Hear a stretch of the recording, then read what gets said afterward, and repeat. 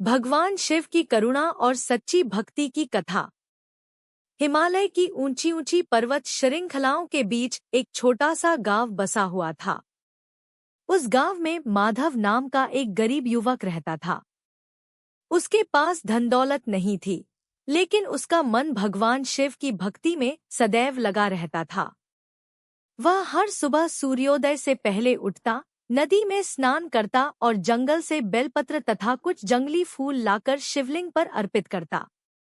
उसके पास दूध, घी या महंगे प्रसाद चढ़ाने के लिए कुछ नहीं था, फिर भी वह पूरे प्रेम और श्रद्धा से ओम नमः शिवाय का जाप करता था। गांव के कुछ लोग उसका मजाक उड़ाते थे। वे कहते, केवल बेलपत्र चढ़ाने से भगवान प्रसन्न नहीं होते, पूजा के लिए धन चाहिए। लेकिन माधव मुस्कुराकर कहता, भगवान शिव को वस्तुओं से नहीं, सच्चे मन से की गई भक्ति प्रिय है। एक दिन गांव में भयंकर सूखा पड़ गया। खेत सूख गए, नदियां सिकुड़ गईं और लोगों के घरों में अन्न की कमी होने लगी। सभी लोग चिंतित हो गए। गांव के धनी लोगों ने बड़े बड़े यज्ञ कराए, लेकिन वर्षा नहीं हुई। तब गांव के बुजुर्गों ने कहा कि सभी लोग मिलकर भगवान शिव से प्रार्थना करें। माधव रोज की तरह मंदिर पहुंचा। उसने देखा कि शिवलिंग पर चढ़ाने के लिए बेलपत्र भी सूख चुके हैं। वह उदास हो गया। तभी उसकी नजर एक छोटे से हरे पौधे पर पड़ी, जहां कुछ ताजे बेलपत्र लगे थे। उसने बहुत प्रेम से केवल 3 बेलपत्र तोड़े और भगवान शिव के चरणों में अर्पित कर दिए। फिर आंखें बंद करके बोला, भोलेनाथ, मेरे गांव पर कृपा कीजिए। यदि मेरे जीवन का कोई पुण्य है तो उसका फल पूरे गांव को दीजिए। उसकी प्रार्थना पूरी होते ही मंदिर के भीतर हल्की सी दिव्य सुगंध फैल गई। ऐसा लगा मानो स्वयं कैलाशपति उसकी भक्ति से प्रसन्न हो गए हों।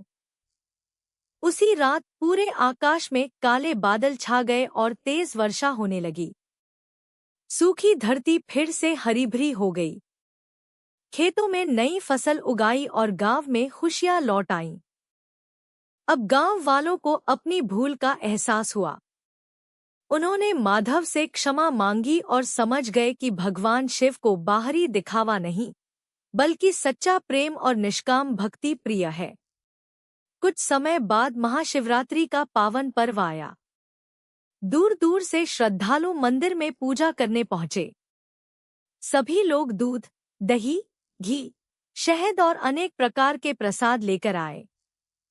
माधव के पास इस बार भी केवल जल और बेलपत्र थे। उसने विनम्रता से भगवान शिव का अभिषेक किया और कहा, हे महादेव, मेरे पास देने के लिए कुछ नहीं है।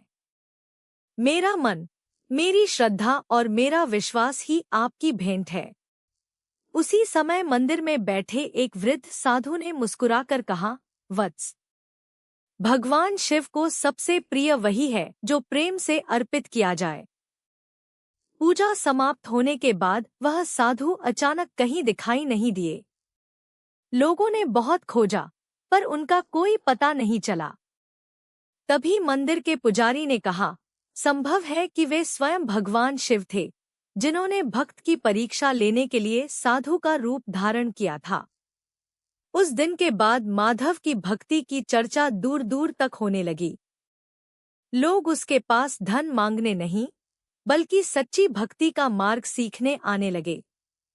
माधव सभी से कहता, भगवान शिव कभी अपने भक्तों को अकेला नहीं छोड़ते। कठिन समय केवल हमारी श्रद्धा की परीक्षा लेने के लिए आता है। वर्षों बाद माधव वृद्ध हो गया, फिर भी उसने कभी अपनी पूजा नहीं छोड़ी। एक सुबह वह पहले की तरह मंदिर पहुंचा, जल चढ़ाया और ध्यान में बैठ गया। ध्यान करते करते उसे ऐसा अनुभव हुआ मानो कैलाश पर्वत का दिव्य दृश्य उसकी आंखों के सामने प्रकट हो गया हो। भगवान शिव और माता पार्वती दिव्य स्वरूप में विराजमान थे। भगवान शिव ने मुस्कुराकर कहा, हे भक्त, तुमने जीवन भर बिना किसी स्वार्थ के मेरी आराधना की है। तुम्हारी भक्ति ने अनेक लोगों को सत्य का मार्ग दिखाया है। अब तुम्हें किसी प्रकार का भय या दुख नहीं रहेगा। माधव की आंखों से आनंद के आंसू बह निकले। उसने हाथ जोड़कर कहा, प्रभु, मुझे किसी वरदान की आवश्यकता नहीं, बस इतना आशीर्वाद दीजिए कि हर जन्म में आपकी भक्ति मेरे हृदय में बनी रहे। भगवान शिव ने प्रसन्न होकर कहा, जो भक्त निस्वार्थ भाव से मेरा स्मरण करता है, मैं सदैव उसके साथ रहता हूँ। उसके जीवन के सभी अंधकार धीरे धीरे प्रकाश में बदल जाते हैं। यह कहकर दिव्य दर्शन समाप्त हो गए।